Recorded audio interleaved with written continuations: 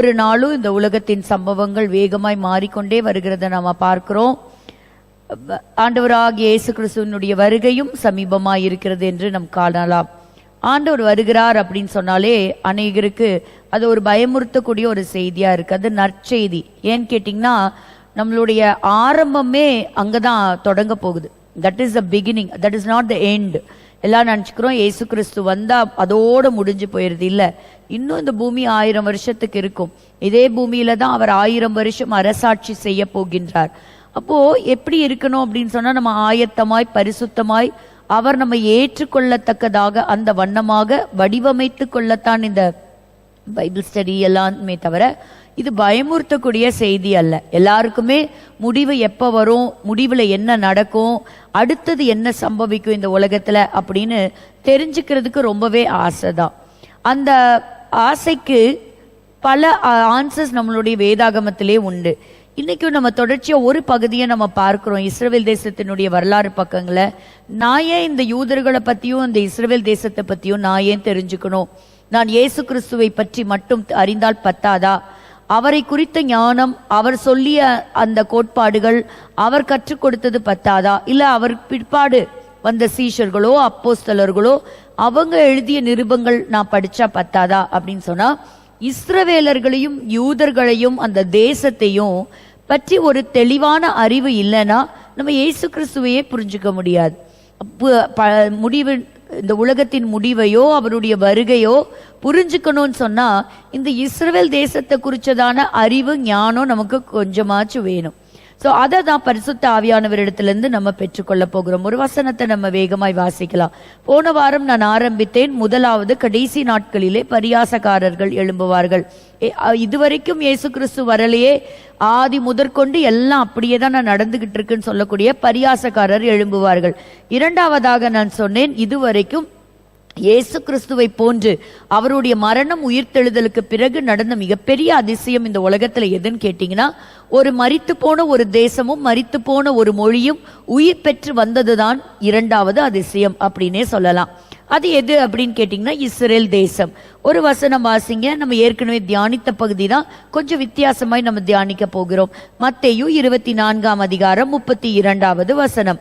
மத்தேயு 24:32 வசனம். அத்தி மரத்தினால் ஒரு உவமையை கற்றுக்கொள்ளுங்கள். அத்தி மரத்தினாலே ஒரு உவமை கற்றுக்கொள்ளுங்கள். அதிலே இளங்கிளை தோன்றி துளிர் விடும் போது வசந்த காலம் சமீபமாயிற்று என்று அறிவீர்கள். வசந்த காலம் சமீபமாயிற்று என்று அறிவீர்கள். அப்போ இந்த வசனங்களை தொடர்ச்சியா வாசிக்கும் பொழுது அவருடைய வருகையை பற்றி நம்ம படிக்க முடியும். அப்போ இது யார் பேசுனது? இயேசு கிறிஸ்து கொடுத்ததுதான். இந்த முக்கியமான ஒரு அதிகாரம் எது அப்படின்னு கேட்டீங்கன்னா, இந்த மேத்யூ சாப்டர் 24. ஸோ கடைசி காலம், the end time is coming, இது எல்லாமே அதற்கான விடைகளை இயேசுவானவர் தம்முடைய சீஷர்களுக்கு கொடுத்துட்டு போனதை தான் இந்த கடைசி காலத்துல நமக்கு மறைப்பாரா? நமக்கு ஒரு காரியத்தை ரிவீல் பண்ணாம இருப்பாரா? இந்த அவருடைய வருகைக்கு நெருங்கி இருக்கிறோம் அப்படிங்கிறது தெரியுது. இயேசு கிறிஸ்து வரப்போகிறாரா? வருவாரா? நிச்சயம் வருவோம். உங்களுக்கு எப்படி தெரியும்? எது அடையாளமா சொல்ல முடியும்? இஸ்ரவேல் தேசம் ஒரு அடையாளம். ஸோ நம்ம எல்லாருமே காலங்களா சொல்றது ஜீசஸ் இஸ் ரிட்டர்னிங். அதுல நமக்கு சந்தேகங்கள் வர்றதில்லை பெரும்பாலும். ஆனா உங்களுக்கு எப்படி தெரியும்? எதை வைத்து சொல்லுகிறோம் அப்படின்னா, இதுல ஏராளமான காரியங்களை நம்ம படிக்கணும். யுத்தங்களுக்குரிய செய்திகளை கேள்விப்படுவீங்க, பஞ்சங்களை குறித்து கேள்விப்படுவீங்க, ராஜ்யத்துக்கு விரோதமாக ராஜ்யம், கொள்ளை நோய்கள், இது எல்லாம் சொல்லப்படும். இந்த ராஜ்யத்தினுடைய சுவிசேஷமும் எல்லா இடங்களிலும் அறிவிக்கப்படும். எல்லாத்துக்கு மத்தியில கர்த்தர் ஒரு முக்கியமான ஒரு அடையாளத்தை கர்த்தர் வைத்தார். அது என்ன அடையாளம்னா, நம்ம வாசிச்ச ஒரு பகுதி தான், அதுதான் இஸ்ரவேல் தேசம். அப்போ ஒரு வசந்த காலம், அப்போ ஒரு ஒரு பியூட்டிஃபுல் சீசனை பற்றி அங்க வாசிக்கிறோம். அப்போ இந்த அத்தி மரம் ஆரம்ப காலத்துல இந்த மொட்டு, அந்த பூ, அதெல்லாத்தையும் நம்ம பார்க்கலாம். இந்த வசந்த காலம் அப்படின்னு சொன்னா இஸ்ரவேலர்களுக்கு ஒரு மார்ச், ஏப்ரல், மே அப்படின்னு சொல்றாங்க. ஸோ அந்த காலத்தை குறிக்கக்கூடிய ஒரு காலம். இந்த வசந்த காலம் ஒரு ஸ்டார்டிங் பீரியட் இருக்கும். இப்ப பாருங்க, வின்டர் சீசன்னா நம்ம எல்லாருக்கும் தெரியும், நவம்பர்லயே ஆரம்பிச்சிரும். எப்ப முடியும்? ஜான்வரி எண்டு கூட நம்ம சொல்லலாம். இதுக்கு முன்னாடி பிப்ரவரியில கூட நமக்கு அந்த சில்னஸ் இருந்தது.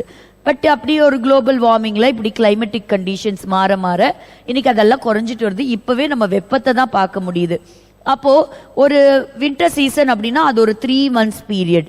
அதே மாதிரி தான் இந்த வசந்த காலத்துல எந்த இடத்துல இருக்கிறோம்னு கேட்டீங்கன்னா வசந்த காலத்தினுடைய முடிவு காலத்துல இருக்கிறோம்னு சொல்லலாம்.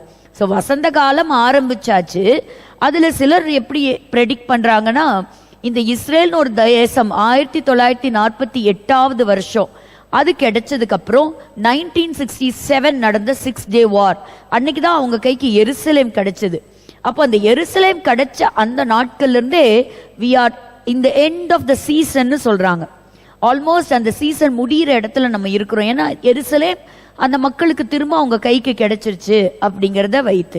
அப்ப இன்னைக்கு இதைத்தான் கொஞ்சம் நம்ம தியானிக்க போகிறோம். என்ன தியானிக்க போறோம் அப்படின்னா, காலகாலங்களாக நம்ம பார்க்கும் பொழுது இஸ்ரேல் தேசத்துல இப்படிப்பட்ட ஒரு கான்ஃபிளிக்ட் இப்ப நடந்து கொண்டிருக்கிறது இல்லையா, இந்த யுத்தம், ஒரு போர், இது காலகாலங்களாக பல விதமான ஜாதிகளோடு அவங்களுக்கு இருந்துகிட்டே தான் இருந்தது.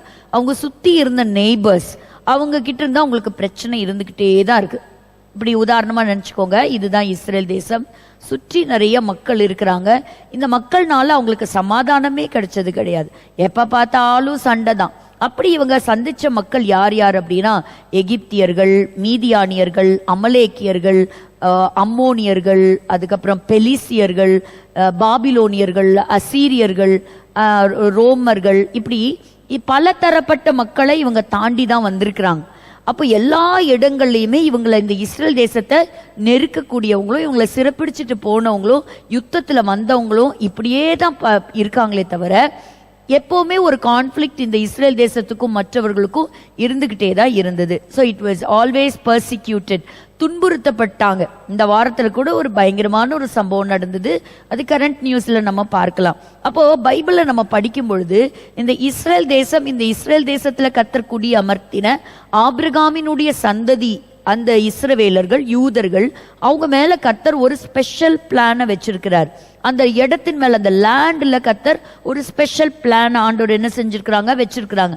ஆனா பிசாசு என்ன செய்யறான், இந்த பிளானை டிஸ்ட்ராய் பண்ண, இதை அழிப்பதற்கு அவன் காலகாலங்களாக இந்த ஜனங்களோடும் அந்த தேசத்தோடும் போராடி கொண்டே இருக்கிறான் அப்படிங்கிறத நம்ம தொடர்ச்சியா நம்ம பார்க்கிறோம்.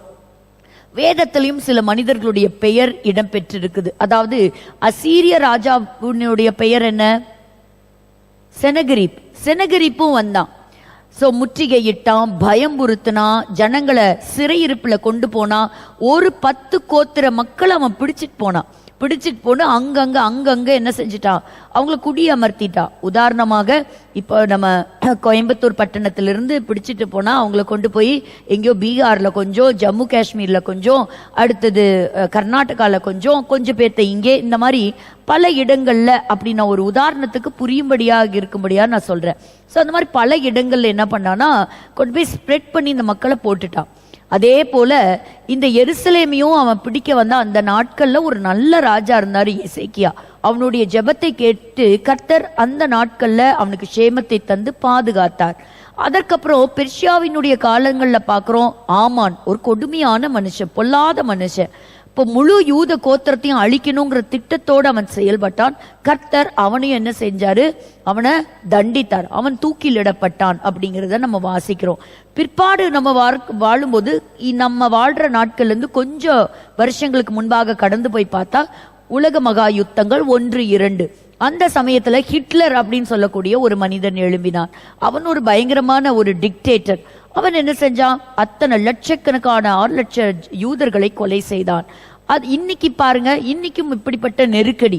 இந்த நெருக்கடியிலையும் த சுப்ரீம் லீடர் அயத்தோலா, ஈரான்ல இருக்கக்கூடியவர்கள், அவங்களுடைய ப்ராக்சி நேஷன்ஸ், இன்னைக்கு தீவிரவாதத்துல செயல்பட்டு கொண்டிருக்கிற ஹமாஸா இருக்கட்டும், ஹெஸ்போலாவா இருக்கட்டும், இவங்க எல்லாம் கங்கணம் கட்டி கொண்டு இருப்பது, பேசுவது என்ன அப்படின்னா, இஸ்ரேல் தேசத்தை கைப்பற்றுவோம், யூதர்கள் ஒரு சாபக்கேடு, அவர்கள் இல்லாம போகணும், யூதன் ஒருத்தன் இருக்கவே கூடாது, இந்த மேப்ல இருந்து, இந்த வரைபடத்திலிருந்து இஸ்ரேல் அப்படின்னு சொல்லக்கூடிய பெயர் நீக்கப்பட வேண்டும் அப்படின்னு சொல்றதுக்கு பலவிதமான போராட்டங்கள், யுத்தங்கள்.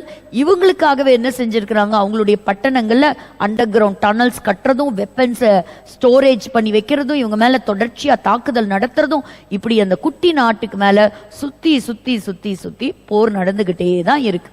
ஸோ இவங்க மேல இது தொடர்ச்சியா நடந்தாலும் நான் ஒன்று சொல்லட்டும், அதாவது எத்தனையோ இவங்களை துன்புறுத்தி அழிக்கக்கூடியவங்க எழும்புனாங்க, அவங்க எல்லாம் மறைந்து போனாங்க, ஆனா இவங்க துளிர்த்து எழும்பி நிமிர்ந்து நிற்கிறாங்க. ஆமேன். அப்போ ஒரு இன்ச்சு கூட பாக்கி இல்லாம இயேசு கிறிஸ்து வருகிற காலங்கள்ல கட்டாயம் இவங்களுக்கு சொல்லப்பட்ட எல்லைகள் இவர்களுக்கு சொந்தமாகும். அது வரையும் இப்படி ஒரு ட்ரிபுலேஷன் பீரியட் தான், அது வரைக்கும் இப்படி ஒரு பெர்சிக்யூஷன் தான், அதுல எதுவும் கிடையாது. ஆனால் ஒன்று அழகாய் ஒருவர் ரொம்ப அழகாய் எழுதப்பட்டது என்னன்னா, இப்போ இந்த யோனாவை போல அவங்கள கடல்ல தூக்கி போட்டாலும் அந்த மீன் எப்படி யோனாவை விழுங்கலையோ அது போல இந்த யூதர்கள் ரொம்ப ஸ்பெஷல், அவர்களை யாரும் விழுங்க முடியாது. எப்படி தீச்சூளைக்குள்ள 3 எபிரேய புருஷர்களை அவங்க அந்த அக்கினியில போய் பஸ்பமாகி போகட்டும் அப்படின்னு அந்த 3 யூதர்களை போட்டப்போ அந்த அக்கினி அவர்களை எரிக்க முடியலையோ, யூதர்களை அக்கினியில போட்டாலும் அவங்க மறுபடியும் எழும்பி வருவாங்க. அவங்கள அந்த ஃபயர் என்ன செய்ய முடியாது, அவங்களை எரிச்சு சாம்பலாக்க முடியாது. தானியேலை எப்படி சிங்க கெபிகளுக்குள்ள போடும்போது சிங்கங்களினுடைய வாய் கட்டப்பட்டிருந்ததே தவிர சிங்கங்கள் எப்படி தானியேலை பீறி போடலையோ அது போல இந்த யூதர்களையும் யாரும் விழுங்க முடியாது, சாப்பிட முடியாது. they cannot be eaten. எஸ்தருடைய காலங்கள், பெர்ஷியாவினுடைய காலங்கள்ல எப்படி அத்தனை யூதர்களும் கொலை செய்யப்படணும் அப்படின்னு சொன்னாலும் இந்த யூதர்களை முழுமையாக தூக்கிலிடப்பட்டு கொலை செய்யவே முடியாது. இந்த மோசேவை தண்ணீர்ல போட்டு தண்ணீர் வழியாக அவங்கள கொலை செய்யலாம் அப்படின்னாலும் அவர்கள் அமிழ்ந்து போக மாட்டார்கள். இப்படிப்பட்ட ஒரு ஸ்பெஷல் பிளெஸ்ஸிங்கோட இருக்கக்கூடியவர்கள் தான் இந்த இஸ்ரவேலர்கள், இந்த யூதர்கள். இந்த யூதர்களை இந்த உலகத்தில் இருக்கக்கூடிய எந்த தேசத்தின் மக்களோடும் ஒப்பிடவே முடியாது. இவர்கள் வேதத்தின் மக்கள். இந்த வேதம் முழுவதும் பார்க்கும் பொழுது யூதர்கள் தான். நான் கிறிஸ்தவன், நான் எதற்காக இவர்களை அறிய வேண்டும் என்று சொன்னால், who are the first Christians? முதல் கிறிஸ்தவர்கள் யார்? யூதர்கள் தான் முதல் கிறிஸ்தவர்கள். நம் கையில் வைத்திருக்கிறோமே இந்த பரிசுத்த வேதாகமம், இதை எழுதிய விரல்கள் யார்? இந்த விரல்கள் அத்தனையும் யூதர்களுடைய விரல்கள். பரிசுத்த ஆவியானவர் அவர்களை ஏவி அவர்களை ஆட்கொண்டு அவர் எழுதினார். அதுதான் 2 தீமோத்தேயு 3:16 நம்ம வாசிக்கிறோம். அப்போ இவ்வளோ பெரிய டெரிபிள் கான்ஃபிளிக்ட் இருந்தாலும் கர்த்தர் அழகாய் இவர்களை தப்புவித்து நடத்துவார். பிகாஸ் அவங்க ப்ராபர்ட்டிக்கல் பிளான்ல இருக்கிறவங்க, அவங்க மேல தீர்க்க தரிசனம் இருக்கிறது. இன்னைக்கு என்ன நடக்கும், நாளைக்கு என்ன நடக்கும், நேற்று என்ன நடந்தது, நான் பிறப்பதற்கு முன்பு நான் வாழ்ந்து கொண்டிருக்கிற இந்த காலகட்டங்களை, நான் சென்ற பிறகும் அங்க நடக்கக்கூடிய காரியங்கள் எல்லாவற்றையும் தேவன் அழகாக முன்னறிவித்திருக்கிறார் தீர்க்கதரிசிகளை கொண்டு. தீர்க்கதரிசி என்பவன் யார்? வரக்கூடிய காரியங்களை முன்னறிப்பவர். தேவனிடத்திலிருந்து அந்த வார்த்தைகளை பெற்று ஜனங்களுக்கு கொடுப்பவர் தான் தீர்க்கதரிசி. அப்படி ஒரு அழகான ப்ராஃபஸியை தான் நம்ம பார்க்க போறோம். அப்போ சில ப்ராஃபஸி பார்த்தீங்கன்னா, இந்த ப்ராஃபஸியை இப்போ சிலர் எங்கிட்ட கேட்கறது உண்டு, சங்கீதம் 83 தான் இப்போ நடந்துகிட்டு இருக்கா, இல்லை எசேக்கியேல் 38 தான்? நான் ஏற்கனவே சங்கீதம் 83 பற்றி அழகாக எடுத்திருக்கிறேன். அது ஒருவேளை உங்களுக்கு டைம் இருந்ததுன்னா நீங்கள் அதை பாருங்க, இன்னொரு தடவை ஒரு கம்பேரிட்டிவ் ஸ்டடி பண்ணலாம். அப்போ இன்னைக்கு நடப்பது என்ன, 38 இல்லை? இப்பவும் நான் சொல்லுகிறேன், நம்ம ஒரு ஆரம்ப கட்டத்தில் இருக்கிறோம். அதாவது இந்த பெர்சிக்யூஷனுடைய ஃபைனல் ஸ்டேஜில் இருக்கிறோம். ஒரு கடைசி ஒரு கிளைமேட் நம்ம இருக்கிறோம் தான் நான் சொல்லுவேன்.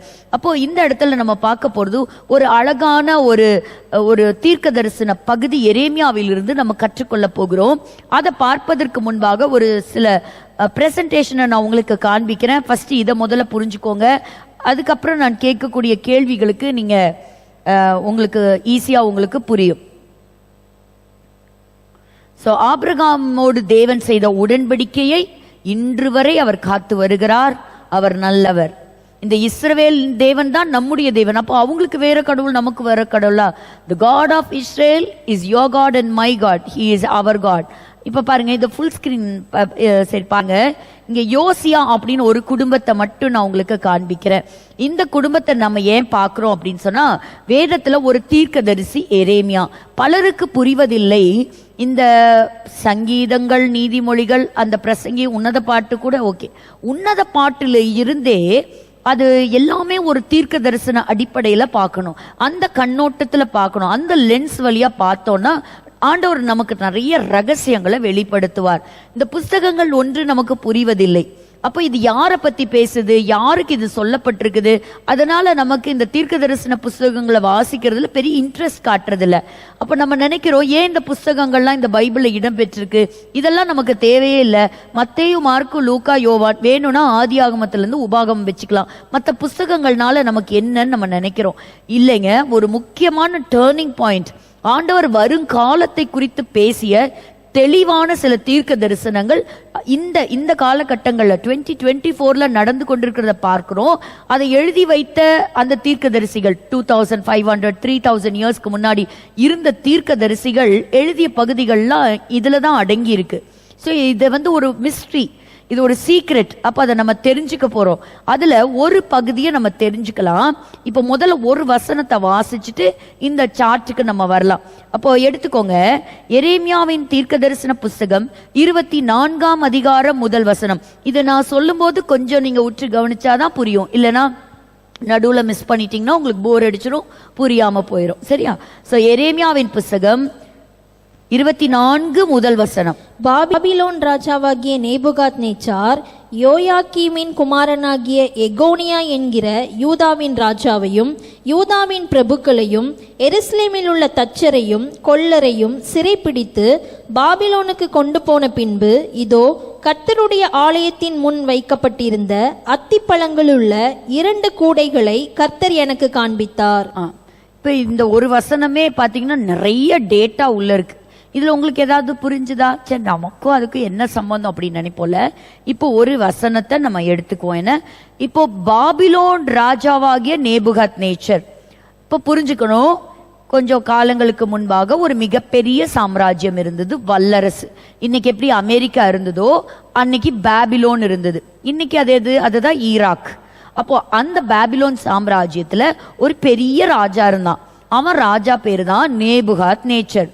இந்த ராஜா அந்த நாட்கள்ல சுற்றி இருக்கக்கூடிய பட்டணங்கள், தேசங்கள் மீது படையெடுத்துட்டு போய் எல்லாத்தையும் ஜெயிச்சு தன்னுடைய ராஜ்யத்தோட இணைச்சுக்கிட்டான். அப்படி இணைக்கும் போது இந்த யூதேயா மேலையும் யுத்தத்துக்கு இந்த யூதேயாவையும் கைப்பற்றிட்டான்.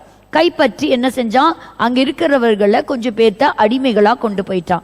சரி, முதல் கேள்வி நமக்கு தெரிஞ்சுக்கணும், இப்போ இந்த நேபுகாத் நேச்சர் எத்தனை முறை படையெடுத்து வந்தான் அப்படிங்கறத அதை ஃபர்ஸ்ட் பார்த்துட்டு திரும்ப இந்த ட்ரீக்கு, நம்ம இந்த ட்ரீ ஸ்ட்ரக்சருக்கு நம்ம வரலாம்.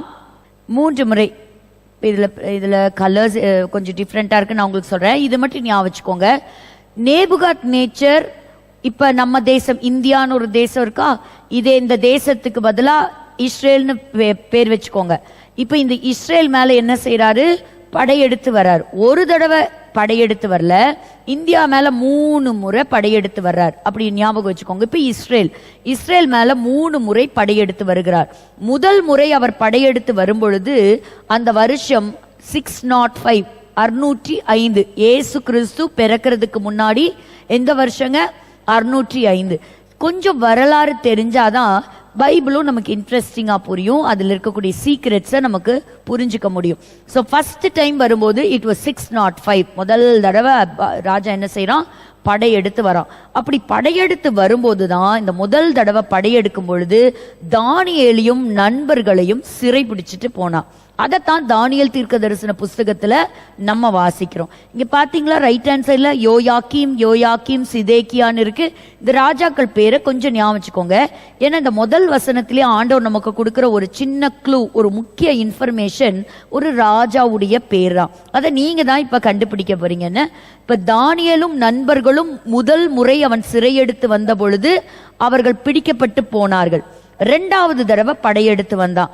எப்ப வந்தான்? 597 படையெடுத்து வருகிறான். இப்போ கொஞ்சம் வருஷங்கள் கழிச்சு மறுபடியும் என்ன செய்யறான், படையெடுத்து வந்தான். அப்படி படையெடுத்து வரும்பொழுதுதான் யோயாக்கீன் அப்படின்னு சொல்லக்கூடிய ஒரு ராஜாவும் எசேக்கியா, இந்த தீர்க்கதரிசி, எசேக்கியல் தீர்க்கதரிசி இருக்கார் இல்லையா, அவரும் அந்த காலகட்டங்கள்ல மற்றும் ஒரு சில மனுஷர்கள் மறுபடியும் இவங்களை சிறப்பிடிச்சுக்கிட்டு போயிட்டான். யாரு? இந்த யோயாக்கீம். அந்த நேபுகாத் நேச்சர் இந்த ராஜாவினுடைய காலகட்டங்கள்ல நம்ம வாசிக்கிறோம். அடுத்தது 3வது முறை அவன் படையெடுத்து வந்தது 586 பிசி.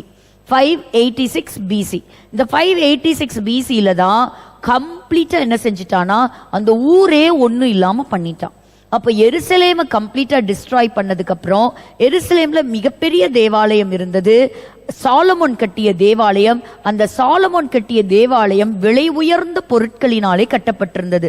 தங்கம், என்னெல்லாம் நம்ம சொல்ல முடியுமோ, விலை உயர்ந்த மரங்கள், விலை உயர்ந்த வித்தியாசமான நுணுக்கமான வேலைப்பாடு உள்ள ஒரு தேவாலயம். அப்போ அந்த நான் ஏற்கனவே இந்த சாலமன் டெம்பிள் பத்தி உங்களுக்கு சொல்லியிருக்கேன். உள்ள வரும்பொழுதே அப்படி கமகமன் வாசனையா இருக்குமா. அப்படி அந்த மரங்கள் நேர்த்தியாக கட்டப்பட்ட அந்த தேவாலயம். அவன் சுத்தி சுத்தி பார்த்தான், எங்க பார்த்தாலும் தங்கம். நம்ம 2 செங்கலுக்கு நடுவில் சிமெண்ட் வைக்கிற மாதிரி அந்த நாட்கள்ல ஃபுல்லா தங்கத்துல கட்டிட்டாங்க. பார்த்தான், ஒன்னும் பண்ண முடியாது, வெய் தீயன்னு சொல்லிட்டு அந்த முழு தேவாலயத்துக்கு என்ன பண்ணிட்டானா, தீ வச்சு கொளுத்தி அத்தனை தங்கத்தையும் எல்லா விலை உயர்ந்ததையும் மூட்டை கட்டி சுருட்டி கொண்டு போயிட்டான். அப்போ யூதர்களுக்கு ஒரு பெரிய பலனே எதுன்னு கேட்டீங்கன்னா அந்த தேவாலயம் தான். இன்னைக்கும் அவங்க போராடுறது எருசலேம் எதுக்கு அப்படின்னா, எருசலேம் மட்டும் இவங்க கைக்கு கிடைச்சிருச்சுன்னு வைங்க, தேவாலயத்தை உடனே கட்டிடுவாங்க. போன வாரம் எனக்கு கிடைச்ச ஒரு சின்ன செய்தி என்னன்னா, உடன்படிக்கை பெட்டியை ரெடி பண்ணியிருக்காங்களாம். உடன்படிக்கை பெட்டி இப்ப இல்லை, ஏன்னா இந்த காலகட்டங்கள்ல தான் ஏதோ ஒரு இடத்துல வச்சுட்டு போயிருக்கலாம், மறைக்கப்பட்டிருக்கலாம். ஏன்னா எரேமியா எகிப்துக்கு போறாரு, அந்த சமயத்துல தேவாலயத்தை பிடிபட்டுங்கிறதுனால இந்த உடன்படிக்கை பெட்டி அவர் ஒருவேளை ஒளிச்சு வச்சாரா, இல்ல ஏதாவது குகைக்குள்ள இருக்குதா, ஆனா அது யாருடைய கண்களுக்கும் கிடைக்கல, இது வரைக்கும் தேடி பார்க்கிறாங்க. இப்ப என்ன பண்ணிட்டாங்கன்னா, அந்த உடன்படிக்கையுடைய மாடல் எக்ஸாக்டா மோசை கொடுத்த மாதிரி எல்லாம் ரெடியா பினிஷ்டு ஸ்டேஜ்ல இருக்குது. அவங்களுக்கு இடம் கிடைச்சா போதும், அப்படி பில்டிங் ஸ்ட்ரக்சர் ஏத்தி இந்த பொருட்கள் எல்லாம் உள்ள கொண்டு போய் வைக்கிறது தான் பாக்கி. நீங்க அந்த தேசத்துக்குள்ள போனீங்கன்னா அந்த மெனோராவை, அந்த தேவாலயம் இருந்த அந்த அதை ஃபேஸ் பண்ணி வைக்கிற மாதிரி அவ்வளோ பெரிய கோல்டன் மெனோராவை செஞ்சு வச்சிருக்கிறாங்க. அந்த மாதிரி எல்லாமே வச்சிருக்கிறாங்க. அதுக்குன்னு ஒரு தனி ரிசர்ச் சென்டர், அந்த மாதிரி ஏராளமான வேலைகள்லாம் செஞ்சு முடிச்சிட்டாங்க. அவங்களுக்கு தேவாலயம் வேணும், யூதர்களுக்கு தேவாலயம் வேணும். அப்போ இந்த பீரியட் ரொம்ப முக்கியம். So 605, 597, 597 and 586, these were the very important 3-year period. So இந்த பீரியட்ல தான் என்ன ஆயிடுச்சு அப்படின்னு கேட்டிங்கன்னா, சில ராஜாக்களை குறித்து நம்ம பார்க்குறோம். கம்ப்ளீட்டாக சிட்டியும் ஜெருசலேமும் டிஸ்ட்ராய் ஆனதையும் நம்ம பார்க்குறோம். அப்போ இப்போ இந்த வசனத்துக்கு வாங்க. இந்த வசனம் வரும்போது இந்த வசனம் எந்த வருஷத்துல நடந்திருக்கும்னு மட்டும் நீங்க எனக்கு சொல்லுங்க. இந்த சம்பவம் முதல் அதிகாரம் பாருங்க, இந்த சிறைபிடித்து பாபிலோனுக்கு கொண்டு போன பின்பு அப்படி வந்திருக்கு இல்லையா. இப்ப நான் உங்களுக்கு மூணு தடவை படையெடுத்து வந்தான்னு சொன்னேன். இது எந்த வருஷங்கள்ல நடந்திருக்க வாய்ப்பு இருக்குன்னு சொல்லுங்க பார்க்கலாம். 597. Very good. அப்போ முழுமையா இடிக்கப்படலை. அதை எதை வச்சு நம்ம கண்டுபிடிக்கிறோம்னா, இந்த இடத்துல எரேமியா கர்த்தருடைய ஆலயத்தை பார்க்கிறார். அப்ப ஆலயம் இன்னும் என்ன ஆகல, இடிக்கப்படலை. ஏன்னா 586 அப்படின்னு சொன்னா அங்க தேவாலயமே இருந்திருக்காது, கம்ப்ளீட்டா டிஸ்ட்ராய் ஆயிருக்கும். அப்ப கர்த்தருடைய ஆலயத்துக்கு முன்பாக வைக்கப்பட்டிருந்த அத்திப்பழங்கள், 2 பேஸ்கெட் இருக்கு அத்திப்பழங்கள். ஏன் நம்ம இந்த அதிகாரத்தை வாசிக்கிறோம்னா, மத்தேயு 24 நம்ம வாசிச்சோம். அந்த இடத்துல ஆண்டவர் அத்தி மரத்தினுடைய துளிர்வை பற்றி பேசுகிறார். ஸோ அந்த அத்தி மரம் யாரு, அந்த அத்தி பழங்கள் யாருங்கிறதுக்காக தான் நம்ம இந்த இடத்துக்கு வருகிறோம். ஒன்று இந்த இடத்துல ஞாபகம் வச்சுக்கோங்க. இப்போ எரேமியா ஒரு பிரீஸ்ட். இதுக்கு முந்தின ஸ்லைடு மட்டும் அப்படி டைரக்டா போயிருங்களேன். இவர் இருந்த காலகட்டங்கள்ல 5 ராஜாக்கள் இருந்தாங்க. இந்த 5 ராஜாக்கள், அதாவது யோசியா, அந்த ராஜாவினுடைய காலத்துக்கு இப்ப நம்ம கொஞ்சம் அப்படி டிராவல் பண்ணி போக போறோம். அதுல 5 முக்கியமான நபர்களை நம்ம பார்க்க போறோம். ஸோ அதுல இருக்கக்கூடிய முக்கியமான சில இன்சிடென்ட்ஸ் மட்டும் சொல்றேன். இப்போ முதல் ராஜா பேரு என்னன்னு கேட்டீங்கன்னா யோசியா. இந்த முதல் ராஜா யாருங்க, யோசியா. அப்போ இந்த இடத்துல இந்த ராஜால இருந்தா பார்க்க போறோம். ஸோ இவர் தான் the last good king in Judah. இவர் யாரு, யோசியா. இந்த காலகட்டங்கள்ல தான் தேவனாகிய கர்த்தர் எரேமியாவை தேர்வு செய்கிறார் தன்னுடைய பணிக்காக. ஒரு தீர்க்கதரிசியாக இந்த எரேமியா வந்த காலகட்டத்தில் இருந்த ராஜா யாருன்னு கேட்டிங்கன்னா யோசியா. ஸோ அவருடைய மகன் யோவாகாஸ். ஸோ அவர் எகிப்துக்கு போறார். நம்ம அடுத்தது பார்க்கும்போது யோயாக்கீம். இந்த யோயாக்கீம் ஒரு பொல்லாத ராஜா. எரேமியா எழுதின ஒரிஜினல் மேனுஸ்கிரிப்ட்ஸ், அந்த ஸ்க்ரால்ஸ், ஆண்டவர் கொடுத்த தீர்க்க தரிசனத்தை எழுதினதை தீ வைத்து முழுவதுமாக அந்த தீர்க்க தரிசனங்களை எரித்து அழித்தவன் இந்த ராஜா. இவனை என்ன செஞ்சாங்கன்னா பாபிலோனுக்கு கொண்டு போனாங்க. அடுத்தது பார்க்கும் பொழுது யோயாக்கீன், இவனுக்கு எக்கோனியா அப்படின்னு சொல்லக்கூடிய ஒரு பேரும் உண்டு. இவன் வந்து கொஞ்சம் ஒரு என்ன சொல்றது, ஒரு 90 days, ஒரு 3 மாத காலங்கள் அளவுதான் அவனுடைய ஆட்சி இருந்தது அப்படின்னு சொல்லலாம். இந்த யோயாக்கினுடைய காலத்துல இவனையும் என்ன செஞ்சுட்டாங்கன்னா ஒரு சிறை பிடிச்சு பாபிலோனுக்கு நேபுகாத் நேச்சர் கொண்டு போயிட்டான். அப்ப அடுத்தது பாத்தீங்கன்னா சிதேக்கியா. இப்ப நம்ம இங்க பாக்குறோம் எக்கோனியா அப்படிங்கிறத நம்ம பாக்குறோம் இல்லையா. அப்போ யோயாக்கீன், எக்கோனியா இந்த ராஜாவினுடைய காலத்துல தான் நம்ம பார்க்கிறோம். சிதேக்கியா வந்து the last king, the final king. அப்போ அதுக்கு முந்தின ராஜா. அப்போ இந்த இந்த யோயாக்கினுக்கு அப்புறம் இந்த இடத்துல யார் வந்தானா சிதேக்கியா, அதாவது யோயாக்கினுடைய சித்தப்பா அப்படின்னு சொல்லலாம். அப்போ அவனை என்ன செய்தாங்கன்னா ராஜாவை வைத்துட்டு இவனை கொண்டு போயிட்டான். இப்போ இந்த லைன்ல இருக்கிறதெல்லாம் சன்ஸ் கிடையாது பாருங்க, இங்க மேல சன்னு இருக்கும் பாருங்க, அவங்க மட்டும்தான் சன்ஸ். யோசியாவுடைய சன் எக்கோனியா. இப்ப இது பாருங்க யோசியா, யோசியாவினுடைய ஒரு மகனை நம்ம பார்க்கிறோம் யோயாக்கீம், யோயாக்கீமினுடைய மகன் யோயாக்கீன். பாருங்க சிதேக்கியா, சிதேக்கியா யாருன்னு கேட்டீங்கன்னா யோயாக்கினுடைய அங்கிள். அப்போ இந்த மேல இருக்கிற யோசியாவினுடைய மகன் சிதேக்கியா. அந்த நெக்ஸ்ட் சார்ட்டை விட்டுருங்க, இந்த சார்ட் வந்து ரொம்பவே கரெக்டா இருக்கு உங்களுக்கு. இது பாருங்க. ஸோ இப்போ இவனை யோயாக்கீனை எடுத்துட்டு ஸோ அவனுடைய சிதேக்கியாவை என்ன செஞ்சானா அங்கே ராஜாவா வச்சுட்டான். ஸோ யோசியா ராஜா, அடுத்தது யோவாகாசை நம்ம பார்க்குறோம், யோயாக்கீம், யோயாக்கீம்க்கு அப்புறம் அவனுடைய மகன் யோயாக்கீன் ராஜாவா இருக்கிறான். ரொம்ப சின்ன பிள்ளை, அவனையும் அவன் கொண்டு போயிட்டான். அவன் கொண்டு போனதுக்கு அப்புறம் அவனுடைய சித்தப்பா சிதேக்கியா தான் கடைசி ராஜா, அந்த இடத்துல ராஜாவா இருக்கிறான். ஒரு ஃபியூ மினிட்ஸ் டைம் எடுத்து பாருங்க. இதோட அந்த ராஜ்ய பாரம் முழுவதுமாக முடிஞ்சிருச்சு. அதுக்கப்புறம் இவங்களுக்கு நாடே கிடையாது. ஆண்டவர் பிரியப்பட்ட கடைசி ஒரு குட் கிங் யாருங்க, யோசியா தான். அதுக்கப்புறம் வந்து யாருமே ஒரு நல்ல ராஜாக்கள்னு யாருமே இல்லை. ஸோ இந்த இடத்துல நீங்க பாத்தீங்கன்னா உங்களுக்கு அந்த சன்ஸ் உங்களுக்கு கிளியரா புரியும். யோசியால இருந்து யோயாக்கீம், யோயாக்கீம்க்கு அப்புறம் யோயாக்கீன் அவனுடைய மகன். அவனே குழந்தை, அதனால அவனுடைய மகன் கிடையாது சிதேக்கியா. அதனால அடுத்தது பாருங்க, he was just 8 years old. So அவனை தூக்கிட்டு போனதுக்கு அப்புறம் அவனுடைய சித்தப்பா சிதேக்கியா அந்த இடத்துல ராஜாவாக இருக்கிறான். இது உங்களுக்கு புரிஞ்சுதா?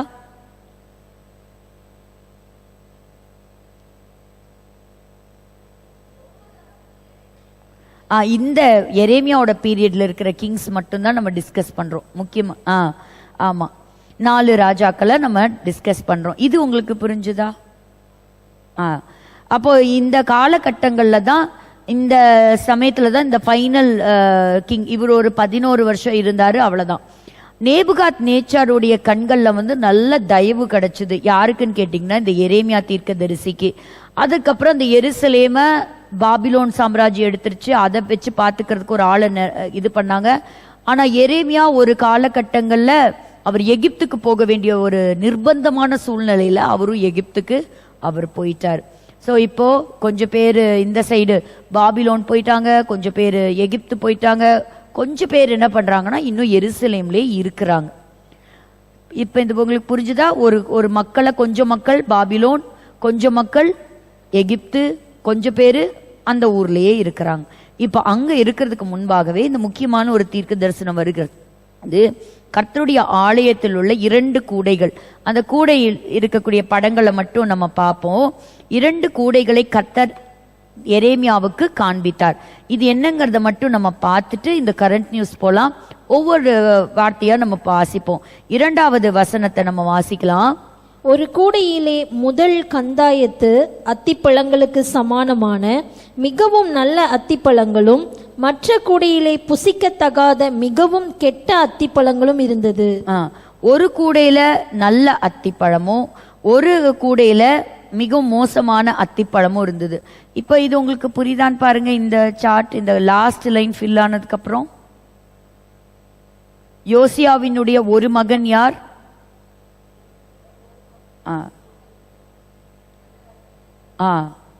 ஸோ நல்ல மக்கள், 2மே அத்திப்பழங்கள் தான். ஒன்று வந்து நல்ல அத்திப்பழம், இன்னொன்று வந்து ஒரு மோசமான அத்திப்பழம். அப்ப ஆண்டு சொல்றாரு, ஒரு கூடையில முதல் கந்தாயத்து அத்திப்பழங்களுக்கு சமானமான மிகவும் நல்ல அத்திப்பழங்கள் இருந்ததா, அது புசிக்கத்தக்காத மிகவும் கெட்ட அத்திப்பழங்கள் 2 இன்னொரு கூடையில இருந்தது. இந்த 2 கூடையும் எங்க இருக்குது? தேவாலயத்திற்கு முன்பாக இருக்கிறத அவர் பார்க்கிறார். அப்ப அடுத்த 3வது வசனம், கர்த்தர் என்னை நோக்கி, எரேமியாவே, நீ என்னத்தை காண்கிறாய் என்றார். அதற்கு நான், அத்திப்பழங்களை காண்கிறேன். அத்திப்பழங்களை காண்கிறேன். ஒரு வசனம் வாசிப்போம். ஓசியாவின் புஸ்தகம் 9:10. ஓசியா 9:10. வனாந்திரத்தில் திராட்சை குலைகளை கண்டுபிடிப்பது போல இஸ்ரவேலை கண்டுபிடித்தேன். இஸ்ரவேலை நான் கண்டுபிடித்தேன். அத்தி மரத்தில் முதல் தரம் பழுத்த கனிகளைப் போல உங்கள் பிதாக்களை கண்டுபிடித்தேன். போதும். அப்போ இந்த அத்தி, இந்த ஃபிக் யார குறிக்குது? இஸ்ரவேலர்களை தான் குறிக்குது, யூதர்களை. அந்த மாதிரி நான் உன்னுடைய பிதாக்களை கண்டுபிடித்தேன். இப்போ இயேசு கிறிஸ்து அத்தி மரம் துளிர் விடுகிறதை பார்க்கும்போது நீங்க ஆயத்தமா இருங்கன்னு சொன்னார். அப்ப அது யார குறிக்குது? அந்த தேசத்தை குறிக்குது, அந்த மக்களை தான் குறிக்குது. இப்போ உங்களுக்கு புரியுதா? அப்ப நம்ம ஒலிவ மரம், அத்தி மரம், திராட்சை கொடி இப்படியெல்லாம் பார்க்கும்போது இதெல்லாம் ஆண்டவர் ஒரு சிம்பாலிக்கா ஒரு மக்களை அடையாளப்படுத்தி காண்பித்தார். இப்போ நமக்கும் என்ன இருக்குது? நேஷனல் பேர்டு இருக்கு, நேஷனல் ட்ரீ இருக்கு. இப்போ ஒரு பீகாக் அப்படின்னு சொன்னாங்கன்னா அந்த பீகாக்க நேஷனல் பேர்டா வச்சிருக்கக்கூடிய தேசம் எது? இந்தியா. அப்போ அந்த இந்தியாவை குறிக்கிறது. அந்த மாதிரி வேதத்துல ஆண்டவர் ரொம்ப தெளிவா சொல்லிட்டாரு, ஒரு முதல் தர பழுத்த கனிகளுக்கு ஒப்பான கனிகள் காட்சி அளிக்கக்கூடிய இந்த இஸ்ரவேல் ஜனங்கள். அப்போ அடுத்தது இந்த இடத்துல வாசிக்கிறோம், நல்லவைகள் அத்திப்பழங்கள் மிகவும் நல்லவைகளும் கெட்டவைகளோ புசிக்கத்தகாத மிகவும் கெட்டவைகளுமா இருந்தது. அப்ப 2மே அத்திப்பழம் தான், 2மே இஸ்ரவேலர்கள் தான். ஆனா ஒருத்தங்க எப்படி இருக்காங்க? ஆண்டவருக்கு பிரியமானவங்களா இருக்கிறாங்க. இன்னொரு கூட்டம் எப்படி இருக்கு? ஆண்டவருக்கு கனி தராத கெட்ட அத்திப்பழங்களா, ருசி இல்லாதவங்களா இருக்கலாம். அதே மாதிரி ஒரு சபையும் எடுக்கலாம். இன்னைக்கு எல்லாரும் கிறிஸ்தவர்கள்னு சொன்னாலும் ஆண்டவருக்கு பிரியமான ஜனம், ஆண்டவருக்கு பிரியமில்லாத ஜனம் அப்படின்னு என்ன பண்ணலாம்? நம்மளால பிரிக்க முடியும். அப்படி ஒரு பிரிவும் வரும். அப்ப ஆண்டவர் சொல்றாரு, கர்த்தரோட வார்த்தை 5வது வசனத்துல வாசிக்கிறோம், நான் இவ்விடத்தில் இருந்து கல்தேயர் தேசத்துக்கு சிறைப்பட்டு போகவிட்ட யூதரை நான் இந்த நல்ல அத்திப்பழங்களுக்கு ஒப்பிட்டு அவர்களுக்கு நன்மையுண்டாக அவர்களை அங்கீகரிப்பேன். இப்ப யாருங்க நல்ல அத்திப்பழம்? அது கரெக்ட், யூதர்கள் தான் அத்திப்பழம். இந்த 5வது வசனத்தின்படி இந்த 2 கேட்டகரி இருக்கு. ஒன்னு குட் ஃபிக், இன்னொன்னு பேட் ஃபிக். இதுல குட் ஃபிக் யாரு? சிறைப்பட்டு போனவங்க. இப்ப நம்மள இந்திய தேசத்துல இருந்து இன்னொரு நாட்டுல இருந்து புடிச்சிட்டு போனானா நம்ம நல்ல அத்திப்பழமா கெட்ட அத்திப்பழமா? ஜென்ரலா என்ன சொல்லுவோம்? அப்பாடா அவன் பாரு என்ன தொடல, என் வீட்டை தொடல, அப்ப நம்ம பாதுகாக்கப்பட்டோன்னு நினைப்போம். ஆனா வசனம் இங்க டிஃப்ரெண்டா இருக்கு. யாரு பிடிச்சிட்டு போனாங்களோ, யாரு சிறை பிடிச்சிட்டு போனானோ, சிறைப்பட்டு தேசத்தை விட்டு சொந்த நாட்டை விட்டு இன்னொரு நாட்டுக்கு அடிமையா போனாங்க பாருங்க, அவங்க நல்ல அத்திப்பழங்கிறார் ஆண்டவர். அப்போ சிறைப்பட்டு போன யூதர்களை பற்றி பேசுறோம். 6வது வசனம்.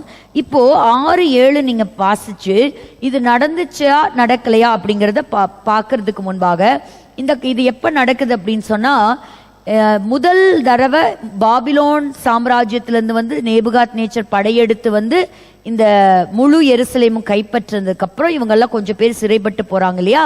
அப்போ ஒரு தீர்க்க தரிசனம் ஆண்டவர் கொடுக்கிறார். அதாவது என்னன்னா, 70 வருஷம் இந்த தேசத்துல அடிமைகளா இருப்பாங்க. 70 வருஷம் முடிஞ்சதுக்கு அப்புறம் அவங்க நாடு திரும்புவாங்க. இதுதான் அந்த தீர்க்க தரிசனம். எப்படிங்க? 70 இயர்ஸ் அவங்க பாபிலோன்ல இருந்துட்டு 70 இயர்ஸ்க்கு அப்புறம் எங்க வந்துருவாங்க? எருசலேமுக்கே அவங்க திரும்ப வருவாங்க. இதுதான் தீர்க்க தரிசனம். இப்போ இதை மனசுல வச்சு இதை வாசிப்போம். 6-7. அவர்களுக்கு நன்மையுண்டாக நான் என் கண்களை அவர்கள் மேல் வைத்து அவர்களை இந்த தேசத்துக்கு திரும்பி வர பண்ணி, அவர்களை இந்த தேசத்துக்கு திரும்பி வர பண்ணுவேன். அவர்களை கட்டுவேன், அவர்களை இடிக்க மாட்டேன், அவர்களை நாட்டுவேன், அவர்களை பிடுங்க மாட்டேன். இந்த வசனம் நடந்ததா இல்லையா? திரும்ப 70 வருஷத்துக்கு அப்புறம் வந்தது உண்மை. ஆனா இந்த வசனம் அப்படி எக்ஸாக்டா நடந்ததா? அவர்களை நாட்டுவேன், அவர்களை பிடுங்க மாட்டேன். 7வது வசனத்தையும் வாசிப்போம். நான் கர்த்தர் என்று அறியும் இருதயத்தை அவர்களுக்கு கொடுப்பேன். அவர்கள் என் ஜனமாயிருப்பார்கள். அவர்கள் என் ஜனமாயிருப்பார்கள். நான் அவர்கள் தேவனாயிருப்பேன். அவர்கள் தங்கள் முழு இருதயத்தோடும் என்னிடத்திற்கு திரும்புவார்கள் என்று இஸ்ரவேலின் தேவனாகிய கர்த்தர் சொல்லுகிறார். அவர்கள் தங்கள் முழு இருதயத்தோடும் என்னிடத்திற்கு திரும்புவார்கள். முழு இருதயத்தோட திரும்பினாங்களா? அப்ப இந்த வசனம் நிறைவேறிச்சா? அப்போ ஒரு ப்ராஃபஸின்னு சொல்லும் போது டியூயல் ஃபுல்ஃபில்மெண்ட்னு சொல்லலாம். அதாவது எப்படின்னா, ஒரே மாதிரி சம்பவம் நடக்கும். இப்ப நடந்தது இல்லையா, இப்ப நடக்கிற மாதிரி நடக்கும். இதுக்கு முன்பாகவும் இது நடந்து முடிஞ்சிருக்கும். இன்னொன்னு பாத்தீங்கன்னா மல்டிபிள் ப்ராஃபஸி, ஒரே மாதிரி சம்பவம். அந்த ஜனங்கள் விரட்டி அடிக்கப்படுறாங்க, துரத்தப்படுறாங்க, எல்லாரும் வெறுக்கிறாங்க. இது இவங்க லைஃப்ல அப்படியே ஒரு செயின் ரியாக்ஷன் மாதிரி வந்துகிட்டே இருக்குது. இந்த ப்ராஃபஸி அப்படி தொடர்ச்சியா ஜெனரேஷன்ஸ் ஆஃப்டர் ஜெனரேஷன் வருது. சில தீர்க்க தரிசனங்கள் ஒரு பர்டிகுலரா குறிப்பிட்ட மனிதருக்கு குறிப்பிட்ட நேர காலகட்டங்களுக்கும் சொல்லப்பட்டிருக்கு. அப்போ நம்ம ஒண்ணு புரிஞ்சுக்கணும், தீர்க்க தரிசனம் எந்த காலகட்டத்துல இது மாதிரி ஒரு சம்பவம் நடந்துச்சா இல்ல பிற்பாடு நடக்குதா அப்படிங்கறத சிந்திக்கணும். இது ஒரு சின்ன க்ளூ மட்டும் சொல்லிட்டு இதோட நிறுத்திட்டு இந்த கரண்ட் அஃபேர்ஸை பார்த்து நம்ம முடிப்போம். இந்த இடத்துல நம்ம பார்க்கும் பொழுது 70 வருஷங்கள் கழிச்சு ஆண்டவர் சொன்ன மாதிரியே நாடு திரும்பினாங்க. ஆனா மறுபடியும் சிதறடிக்கப்பட்டாங்க. எப்பன்னு கேக்குறீங்களா? ஏடி 70வது நூற்றாண்டு. இயேசு கிறிஸ்து பிறந்து 30வது வயதிலிருந்து ஒரு 36 இயர்ஸ், அதாவது 66வது வருஷத்துல இருந்தே எருசலேம் மறுபடியும் அழிவுக்கு நேரா போயிருச்சு. அந்த சமயத்துல அவங்க கையில 2வது தேவாலயம் இருந்தது. அந்த 2வது தேவாலயம், அதாவது முதல் தேவாலயம் சாலமோன் கட்டின தேவாலயம் அழிக்கப்பட்டு மறுபடியும் 2வது தேவாலயத்தை கர்த்தர் கட்டி கொடுத்தார். அப்போ எஸ்ரா, நெகேமியா, செருபாபேல கொண்டு கர்த்தர் என்ன செஞ்சாரு? எழுப்பி கொடுத்தார். அந்த தேவாலயத்துல தான் இயேசுவானவர் வந்தே பிரசங்கித்தார். அப்ப முந்தின ஆலயத்தை காட்டிலும் பிந்தின ஆலயம் மகிமை உள்ளது. ஏன்னு கேட்டீங்கன்னா, அந்த இடத்துல இயேசுவானவரே உள்ள வந்திருந்தார். ஆனா அப்படிப்பட்ட தேவாலயத்தையும் 70வது நூற்றாண்டுல ரோமர்கள் கம்ப்ளீட்டா என்ன பண்ணாங்க? டிஸ்ட்ராய் பண்ணிட்டாங்க. ஏன்னா எப்ப பாரு யூதர்கள்னால அவங்களுக்கு தொந்தரவாவே தான் இருந்தது. அதுக்கும் பின்னாடி வந்த ஹேட்ரன் அப்படின்னு சொல்லக்கூடிய எம்பரர் காலத்துல அவன் பார்த்தா, இந்த யூதர்கள் நமக்கு ஒரு பெரிய தலைவலியா இருக்கிறாங்க, இவன் நாட்டுக்கே திரும்ப வரக்கூடாது, இவனுக்கு யாருடா பரம எதிரி அப்படின்னு விசாரிக்கும் போது பெலிஸ்தியன் இவனுக்கு மிகப்பெரிய எதிரி. ஏன்னா தாவீது, கோலியாத் ஞாபகம் இருக்கா? அப்படி பெலிஸ்தியர்கள் இவங்களுக்கு காலங்களாக மண்டை கொடைச்சலா யுத்தத்துல வந்து சத்ருக்களா இருந்தாங்கன்னு சொல்லி அந்த சத்ருவுடைய பேரையே அந்த ஊருக்கு பேரை வச்சுட்டான், பேரையே மாத்திட்டான். பாலஸ்டைன்ங்கிற பேரே அப்பதான் வந்தது. அதுக்கு இன்னும் நிறைய பேர் நம்ம பார்க்கிறோம். அந்த காலகட்டங்கள்ல தான் நகரங்களுக்கெல்லாம் பேரை மாற்றினாங்க. அப்போ இந்த இடத்துல நம்ம வாசிக்கும் பொழுது, இடிக்க மாட்டேன், நாட்டுவேன், என்னை அறியும் இருதயத்தை அவங்களுக்கு கொடுப்பேன், அவர்கள் என் ஜனமா இருப்பாங்க, முழு இருதயத்தோடும் என்னிடத்தில் திரும்புவார்கள். இந்த தீர்க்க தரிசனம் 70வது நூற்றாண்டுக்கான தீர்க்க தரிசனம் மட்டும்தானா, இல்ல இது தொடர்ச்சியா பிற்காலத்துல வந்துதா அப்படிங்கிறத தொடர்ச்சியா அடுத்த வாரம் இதை நம்ம கண்டினியூ பண்ணுவோம். இதை நீங்க இந்த அதிகாரத்தை சிந்திச்சு வாங்க. இன்னைக்கு நம்ம கற்றுக்கொண்டது என்னன்னா, இந்த அத்திப்பழங்கள் யூதர்களையும் இஸ்ரவேல் தேசத்தையும் குறிக்கக்கூடிய வார்த்தை. நீங்க அத்திப்பழம், அத்திமரம் வார்த்தைகளை பார்க்கும் பொழுது ஆண்டவர் அதுக்கு பின்பாக வைத்திருக்கக்கூடிய ரகசியங்களை நீங்க புரிஞ்சுக்கணும். ஏன் இதை படிக்கிறோம்? ஏன்னு கேட்டீங்கன்னா, கடைசி காலத்திற்கு அடையாளமாக கர்த்தர் இஸ்ரவேல் தேசத்தை வைத்திருக்கிறார். சோ அந்த தேசத்தை பத்தி நம்ம புரிஞ்சுக்கதான் நம்ம வேணும். சரி, இந்த வாரத்துக்கான இந்த ஒரு கரண்ட் நியூஸை வேகமா நம்ம பார்ப்போம். வேகமாய் பார்த்து நம்ம முடிக்கலாம்.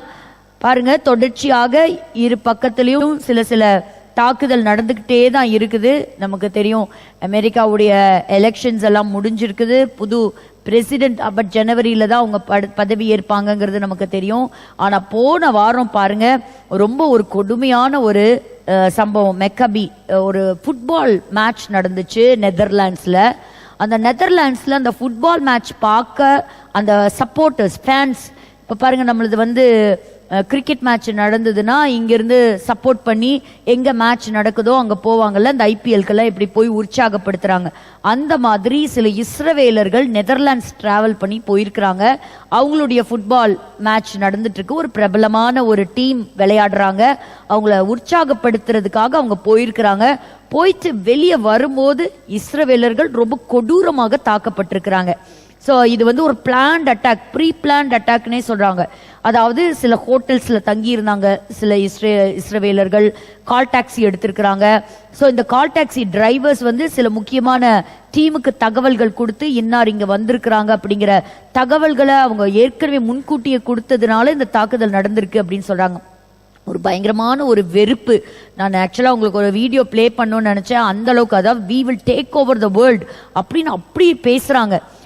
நாங்க எந்த எல்லைக்கு வேணாலும் நாங்க போவோம் அப்படிங்கிற அளவுக்கு, அந்த அளவுக்கு ஒரு வெறித்தனமும் ஒரு கசப்பும் ஒரு விரோதத்தோட இருக்கிறாங்க. அப்போ போன வாரம் பாத்தீங்கன்னா ஒரு டிராமுக்கு கூட ஒரு தீ வச்சிருக்கிறாங்க. யூதர்களை மட்டுமல்ல, அந்த யூதர்களை சப்போர்ட் பண்றவங்களை கூட அடிச்சிருக்கிறாங்க. ஆரோன் அப்படின்னு சொல்லக்கூடிய ஒருத்தரை அடிச்சிருக்கிறாங்க. நீ பிரிட்டிஷா அப்படின்னு கேட்டிருக்காங்க. ஆமானோன்னு இருந்தாலும் மூக்குல ஒரே பஞ்ச் அடிச்சு என்ன சொல்ற, நீ யூதனுக்கு ஹெல்ப் பண்ணல அதனால உன்னை அடிக்கிறேன்னு சொல்லி அடிச்சாங்களாம்.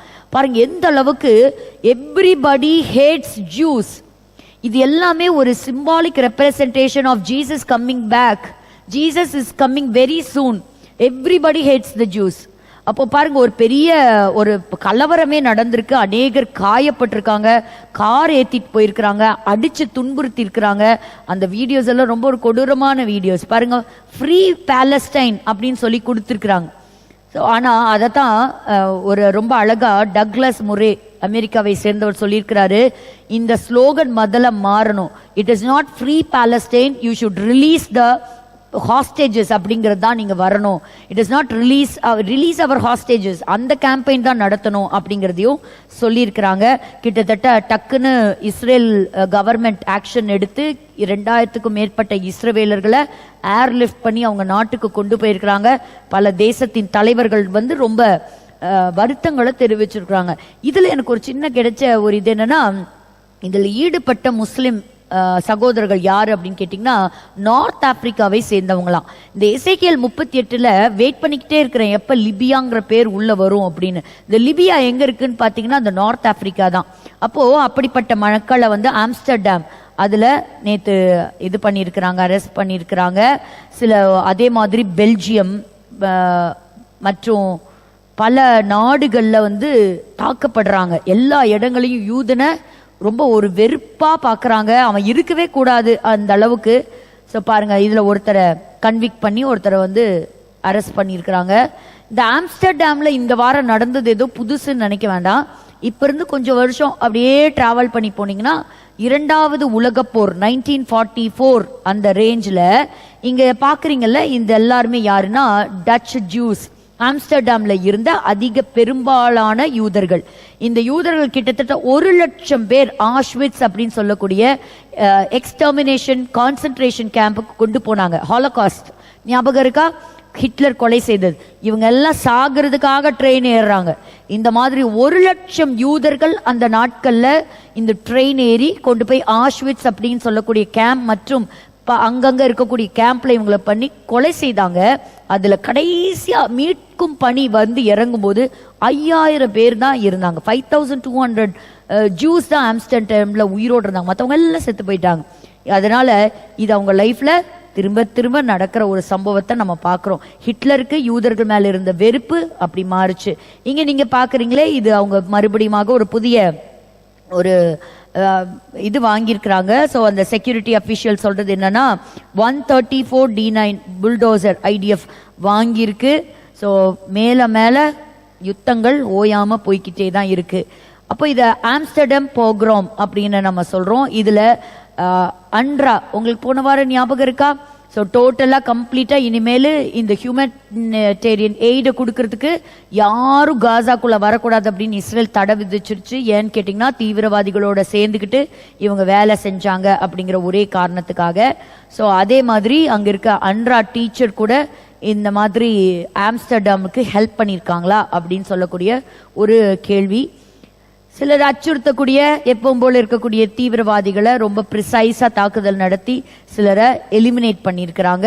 ஐடிஎஃப் மற்றும் ஷெயின்பேத். ஒரு சிமெட்ரி கல்லறை தோட்டம், அந்த கல்லறை தோட்டம் லெபனான்குள்ள இருக்கிற கல்லறை தோட்டத்தில் பார்த்தீங்கன்னா அந்த கல்லறைக்குள்ள இருந்து ஒரு அண்டர் கிரவுண்ட் டனல்.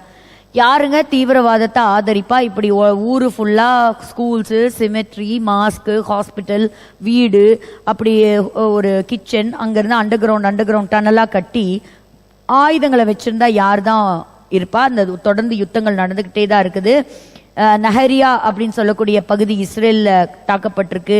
அதே மாதிரி ஹெஸ்போலா ட்ரோன்ஸ் நார்தன் இஸ்ரேல், ஹைஃபாங்கிற பகுதி, கேலிலி, அங்கே எல்லாமே வந்துட்டு தான் இருக்குது. 50க்கும் மேற்பட்ட ராக்கெட்கள் வந்து கர்மேல் பர்வதத்தில் விட்டதாகவும் சொல்லப்படுது. பட் இருந்தாலும் சில உயிர் சேதங்களும் உண்டு. அதே சமயத்தில் பாருங்க, அண்டர் கிரவுண்டில் ஹெஸ்போலாக்கு சம்பந்தப்பட்ட command and control centres under கிரவுண்ட்லேருந்து ஆப்ரேட் பண்ணுறாங்க பாருங்க. அது எல்லாத்தையும் தீரு அப்படின்னு சொல்லக்கூடிய பகுதிகள் வந்து கண்டுபிடிச்சு டிஸ்ட்ராய் பண்ணியிருக்கிறாங்க. எங்கெங்கெல்லாம் ஆயுதங்கள் இருக்கோ, அடுக்கி வச்சிருக்கிறாங்களோ, அதை தயாரிக்கிற இடமா இருக்கட்டும், அவங்க சேர்த்து வைக்கிற கிடங்குகளா இருக்கட்டும், இஸ்ரேல் ராணுவம் அதை கரெக்டா ப்ரிசைஸா கண்டுபிடிச்சு தாக்கி அழிச்சுட்டு தான் இருக்காங்க. அழிக்கலன்னா என்ன ஆகும்? தீவிரவாதி அவங்களை அழிப்பான். அதனால அவங்க உயிர் காக்கணும், அவங்க இருக்கணும்னா இங்கதான் இருக்கணும். ஆன்டை செமிட்டிசம் இது உலகம் முழுவதும் ட்விட்டர்ல மற்றும் பல விதமான சோசியல் மீடியாஸ்ல பாத்தீங்கன்னா பரவிட்டு வருது. இந்த கடைசி ஒரு வார காலங்கள்ல மட்டும் ஏராளமான யூதர்கள், அதாவது நெதர்லாந்து, ஸ்வீடன், பெல்ஜியம்ல பாத்தீங்கன்னா ஒரு பையன் அவனுடைய பார்க்கிங் ஏரியால கார் பார்க் பண்ணிட்டு போனவனை பிடிச்சு யூதன்கிற ஒரே காரணத்துக்காக அடிச்சிருக்கிறாங்க. அவன் நல்லவன் கெட்டவன் அதெல்லாம் பாக்கறதில்ல, நீ யூதனா இருக்கவே கூடாது. அந்த அளவுக்கு நாளுக்கு நாள் இது ஆன்டை செமிட்டிசம் வளர்றத நம்ம பாக்குறோம். பட் இப்போ ஒரு புதிய கவர்மெண்ட் வந்திருக்கு, எப்படி இருக்குங்கிறத பார்க்கணும். இஸ்ரேல் கவர்மெண்ட் வந்து எங்கெங்கெல்லாம் போனால் அவங்களுக்கு ரிஸ்க் அசஸ்மெண்ட்னு ஒரு சார்ட் வெளியிட்டிருக்காங்க பாருங்க. இப்படியெல்லாம் இருந்தால் எப்படி இருக்கும்ல? இந்தியாவோ, நீ இந்தியாக்காரனா, நீ தமிழனா, இல்லைனா நீ ஹிந்தி பேசுறியா, அதெல்லாம் இல்லை. இந்தியன்கிற ஒரே காரணத்துக்காக வெளியே போனால் அடிச்சு கொல்லுவாங்கன்னா எப்படி இருக்கும்? இப்போ யூதர்கள் அதே நிலைமையில தான் இருக்கிறாங்க. சில பட்டணங்கள் ஹை ரிஸ்கான ஏரியா, சிலது வந்து ஒரு மீடியம் ரிஸ்க்ல இருக்கு அப்படிங்கிறதையும் விட்டுருக்குறாங்க. தொடர்ந்து இப்படிப்பட்ட தாக்குதல் இருக்கு. ஆனா IDF சேர்ந்த சில சோல்ஜர்ஸும் போன வாரம் நடந்த யுத்தங்கள்ல சிலர் மரித்து போயிருக்கிறாங்க. இப்ப என்ன ஆகுதுன்னு கேட்டீங்கன்னா, இஸ்ரேல் தேசம் ஒரு குட்டி நாடு.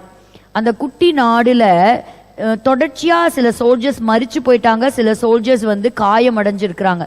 ஸோ இப்போ அவங்களுக்கு ராணுவ வீரர்கள் இல்லை, பத்தலை. ஸோ அங்கேயும் என்ன வேணும்னா, இனி வீரர்கள் வேணும் அவங்க வந்து போராடுறதுக்கு, அவங்க யுத்தத்துக்கு போறதுக்கு. ஸோ இங்கேயும் ஒரு இக்கட்டான ஒரு சூழ்நிலை தான். இவர் யாருன்னு கேட்டிங்கன்னா, இன்டர்நேஷ்னல் கோர்ட்ல இருந்து பெஞ்சமின் நெத்தன்யாஹுவையும் கேலண்ட்டையும் அரெஸ்ட் பண்ணணும்னு சொல்லி போட்ட அவர் மேலேயே இன்னைக்கு அவர் மேலே ஒரு பாலியல் குற்றச்சாட்டு வைக்கப்பட்டிருக்கிறது. ஸோ அப்படி அவர் அதை ஃபேஸ் பண்ணுறாரு அப்படிங்கிற கூடிய ஒரு நியூஸும் வந்திருக்கு. இவர் தான் வந்து இஸ்ரேல் நாட்டினுடைய புதிய டிஃபென்ஸ் மினிஸ்டர். நம்ம பார்த்தோம் போன வாரம் சில முக்கியமான சீக்ரெட் இன்ஃபர்மேஷன், அது தகவல்கள் வந்து லீக் ஆயிருக்கு.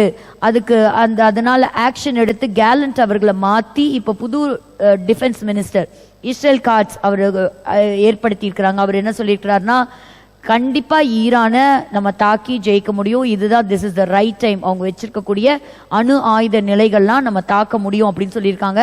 ஆனா அதே சமயத்தில் ஈரான் ரொம்ப விவரமா இப்போ ஒரு நியூஸ் வெளியிட்டு இருக்காங்க. ஸ்கைலைன் அப்படின்னு சொல்லக்கூடிய நியூஸ் ஏஜென்சிக்கு என்ன சொல்லியிருக்காங்கன்னா, இல்ல ஜனவரியில ட்ரம்ப்புடைய தலைமையில அந்த கவர்மெண்ட் ஃபார்ம் ஆனதுக்கு அப்புறம் நாங்கள் பேச்சுவார்த்தை நடத்திட்டு தான் நாங்கள் இனி தாக்குதல் நடத்துவோம் அப்படின்னு சொல்லியிருக்கிறாங்க. ஸோ இப்பவே அவங்களுக்கு புரிஞ்சிருக்கும். ஏன்னு கேட்டிங்கன்னா, இப்போ யுஎஸ்ஏல ட்ரம்ப் வந்து அந்த கவர்மெண்ட்டை ஃபார்ம் பண்ணக்கூடிய ஆட்களை தேர்வு செய்து கொண்டிருக்கிறார். அதில் ஏராளமான மக்கள் வந்து இஸ்ரேலுக்கு நேசிக்கிறவங்களும் இஸ்ரேலுக்கு ஆதரவாக இருக்கக்கூடிய மக்களுமாக இருக்கிறாங்க. அதனால வந்து எங்களை கூட இருக்க அலைஸ் மேலே நீங்கள் வந்து தாக்குதல் நடத்துனீங்கன்னா நாங்கள் சும்மா விட மாட்டோம் அப்படின்னு சொல்லியிருக்கிறாங்க. இது ஒரு வீடியோ பார்க்கலாம், நெக்ஸ்ட் வீக் நமக்கு டைம் இருந்தால் வீடியோ பார்ப்போம். ஸோ ஹெஸ்பல்லாவுடைய ட்ரைனிங் சென்டர்ஸ் எல்லாத்தையும் அவங்க கண்டுபிடிச்சு அழிச்சிட்டு இருக்காங்க. இங்கே பாருங்க, இது வந்து அவங்களுடைய பாலஸ்தீனியர்களோடு தான் எப்படியெல்லாம் டார்ச்சர் பண்ணுறாங்க பாருங்க. ஸோ ஹமாஸ் வந்து அவங்களோட இன்னசென்ட் பாலஸ்தீனியர்களே அவங்க கொடுமைப்படுத்தக்கூடிய சில வீடியோக்களும் லீக் ஆயிருக்கு. ஸோ இவங்க ஹீஸ் US அம்பாசிடர் இன் ஜெருசலேம். ஸோ இஸ்ரேல் தேசத்தை நேசிக்கக்கூடியவர் மைக். ஸோ வரக்கூடிய நாட்களில் இந்த யுத்தம் எப்படி திரும்ப போகுதுன்னு தெரியல. இந்த தீவிரவாதத்துக்கெல்லாம் ஹெட் குவார்ட்டர்ஸ் எதுன்னு கேட்டிங்கன்னா கத்தார் தான். இந்த கத்தார் தான் வந்து எல்லா தலைவர்களுக்கும் அடைக்கலம் கொடுத்து ஸ்டார் ஹோட்டல்ல கொடுத்து நல்ல சாப்பாட்டை கொடுத்து பணத்தை கொடுத்து வச்சுக்கிட்டு இருக்கு. ஆனா திடீர்னு பாருங்க கத்தார் ஒரு இன்ஃபர்மேஷனை வெளியிட்டு இருக்கு, எல்லாம் அந்த நாட்டில் இருக்கிற ஹமாஸ் அபிஷியல்ஸ் எல்லாம் எங்கேயோ ஓடிப்போ ஆனா எங்க நாட்டில் இருக்காத அப்படின்னு சொல்லிருச்சு. உடனே நீ வெளியே போகணும்னு தகவல் கொடுத்துருக்கான். அப்ப இவங்க எல்லாம் எங்க போவாங்க அப்படின்னு பார்த்தா இவங்க துருக்கிக்கு போகக்கூடிய வாய்ப்புகள் இருக்குன்னு சொல்றாங்க.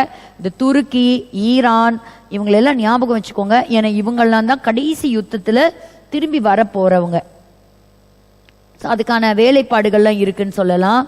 ஸோ எங்களுக்கு கீழே இருக்கக்கூடிய எங்களுடைய அலைஸ் எல்லாத்தையும் நாங்க பாதுகாப்போம் அப்படின்னு சொல்லப்பட்டிருக்குது. சரி, இந்த அத்தி பழத்திற்காக, இந்த அத்தி மரத்திற்காக தேவன் மிகவும் வைராகியம் உள்ளவராய் இருக்கிறாள். இந்த தேசம் என்னைக்கும் இருக்கும், இது யாராலையும் அழிக்கவே முடியாது. இஸ்ரவேல் தேசத்தினுடைய வரலாறு பக்கங்கள் வருகிற வாரம் தொடரும்.